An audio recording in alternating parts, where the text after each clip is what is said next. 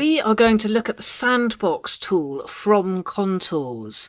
Now the name is slightly misleading, especially as we've just done a video about the Sandbox drape tool.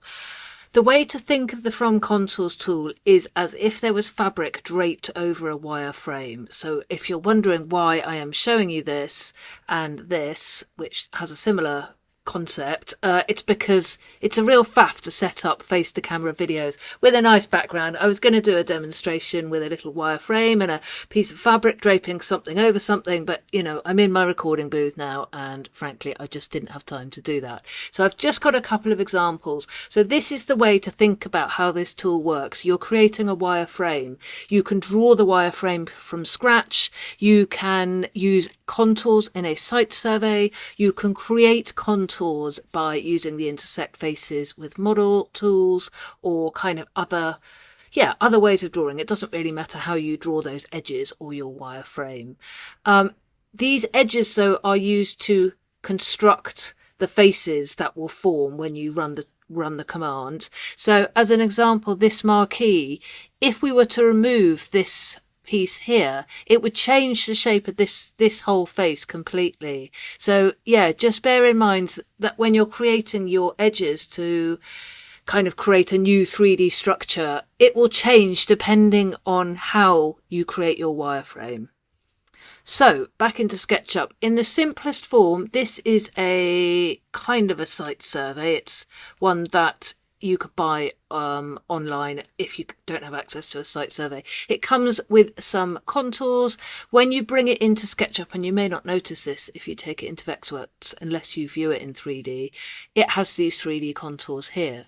So quite simply, I double click into the group, I select all these contours. Either I can drag to select them, or I hold down Command and I tap A, which is the shortcut key for select all. I think on a PC it's Control A. We then go to Draw and Sandbox and From Contours. Dun, dun, dun. Might take a couple of seconds because there's lots of lines here, and it is then going to create a new group, which is a completely new face, using these contours. There we go. So yeah, it did take a while. That is because these are imported DWG and you can see they're made up of lots of lines. So this new face is its own group. If I go to View, Component Edit, Hide Raster Model, I can see now that's my new face. If I, wrong button, toggle on that Hide Raster Model, I can see the rest of the model there. So yep, the command will create a new face. Basically, that is its own group.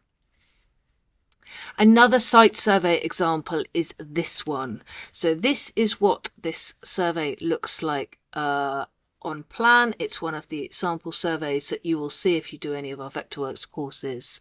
And we can see in it, it has spot height, but it also has contours. So you can build a terrain in Vectorworks with spot height. Not going to look at that today. It's slightly complicated. If you want to know how, then give me a shout and I will tell you. So I can tell this is one of the contours. So if I just select that.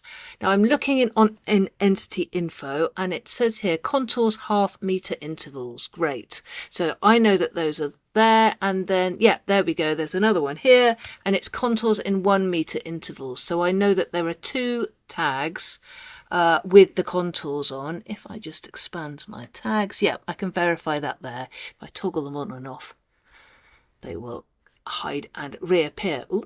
So if I select one of them and then I'm going to right click and I'm going to go select all with same tag, that will select all of the ½ meter into contours. And I think if I hold down the Shift key and then right click, oh no, it doesn't work. I was going to try and be clever. Let me just do that again. Select always same tag. What I'm going to do is put them in a group. So I'm just going to tap Command, hold down Command and tap G.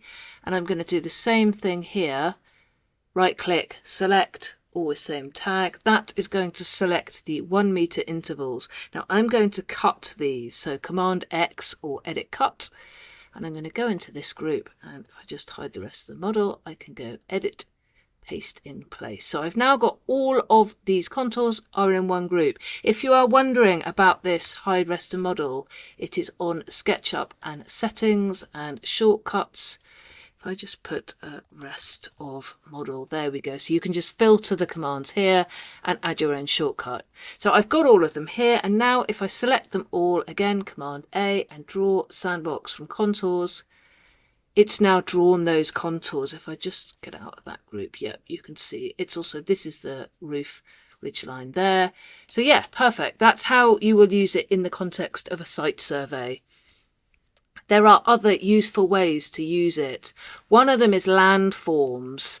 So if, let's say, you want to build a beautiful mound, you'll draw the base of the mound and then use the offset tool, which is this one. So it's 2 arcs with an arrow. So click, and yeah, it's a little bit flaky, this tool, not going to lie. It doesn't quite do what you want. So I'm just going to do this, and then I'm going to fiddle around with it a little bit.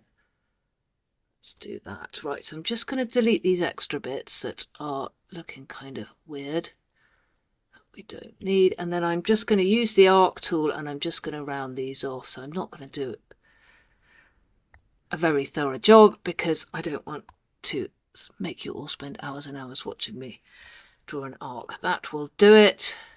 Great, so I've got to my contours, so I am artificially creating contours. I'm going to delete the faces, and I'm going to go triple click. So not a double click, I think you'll need a triple click with this one. And then I'll just move it up. So I need to make sure that I'm on the blue axis, and let's see, this is quite a big mound. Let's make that like 1.5 meters. Press enter, so again, triple click that one, move it up. And I will move that. I'm going to just do it by eye, I think. Yeah, 4 meters. And maybe a bit lower, so it's a slightly rounded. So the effect you create is going to be dictated by how you move your contours, how many contours there are, and how high they are. I don't want to create a hill with a very kind of pointy top. I want that to be fairly gentle, like so. Great. Now I select all of these, and I go to the draw sandbox from contours, and it's done the same thing. So if I double click into this, you can see there's a tiny bit of weirdness here. I think I would probably hide these lines. I don't want to delete them. It's not a perfect tool. It's SketchUp. The joy of teaching SketchUp is that sometimes we have to go, well, it just does these weird quirks, and no one really knows why. But hey, it's just SketchUp being wacky, and that is an example of that. So yeah, we just hide these. Now, if you have eagle eyes, you will notice this here. And think, well, why? What has happened there? Imagine, again, you're draping. Imagine you've got a kidney-shaped thing, or, an arc, and you're draping fabric over it. That fabric will actually cover those two ends, as if you're drawing a line like this. That's basically what it's done. So you get this extra bit of geometry that you don't want. This will always happen when you kind of got sticky outy bits, to use the technical term. So you are going to have to need to just erase that. So you'll put the hidden geometry on. I have my hidden geometry on a keyboard shortcut in exactly the same way that I just showed you. And you'll just need to drag over. You don't need to be perfect. The more arcs you use for your circle, the more of these little lines you're going to get. That will do it. So great. We can see that's quite nice. Just move it out the way of the contours. Yep, so that's created the group. The contour's still there. Now, my favourite use for this tool, and probably the one that I use the most, is just to really easily grade land to meet something else. So when you are creating a more complex model, this is the one that I used in the drape tutorial, and it's part of our terrain modelling course where we work through and create quite a complex site using lots of the terrain modelling tools in SketchUp. So this front bit of lawn I'm going to be looking at, and I'm just going to double click. So I use the drape tool to imprint the design onto this surface. I'm going to make this a group, and I'm going to cut it out. Otherwise it's just to make my life easier, basically. I'll cut it right out of a group, go edit, paste in place. What I want to happen is for it to smoothly meet this hard landscaping. So when you are creating a complex site, it's easiest to start with the hard landscaping, like get that in first. You can probably work out with your site survey what the heights of everything need to be. You'll know the front door height. We haven't actually put the step in yet there, so that's why it looks a bit odd there. So yeah, get your hard landscaping in first, and then think, right, I need to make this lawn graded to meet the side of the path and the steps and not have any holes or to do anything weird. So I'm going to double click in there. I am just going to make it grassy just to make it a bit more obvious. The first thing I'm going to do is click on the face and delete it. Press delete. And then I'm going to delete this entire right hand side. So delete the two ends and then triple click and select that line. I'm now going to get my line tool, and this is where the toggling of the show hide raster model is invaluable. It's something that the guy who taught me SketchUp at college nearly 15 years ago now, in 2011, taught me, and I would never not be without it, because you can just do this. So I'm going to snap on the steps. We're not talking about balustrading and retaining walls here. Now you can see that I actually have an error in this model, and we are going to gloss over that, and we're going to pretend that this path hits the top step, which it clearly doesn't, but I think in the course we actually sort that out properly. So here again, I'm going to turn off the rest of the model so I can just snap straight onto that. Great, so I've now got my wireframe that I'm going to use to create a surface from. So I select them and I go draw sandbox from contours. It fills it in, we make it grassy, and huzzah, there we go. So it really is as simple as that. If you have errors with this tool, it's usually because either you've left a gap or you've left hidden geometry in there somewhere. You can go in and manipulate things. If I went into this, let's say, I wanted to do something like that, I could redraw that and it would put that back, or you could edit the triangles inside and fiddle around with it a bit if you need to.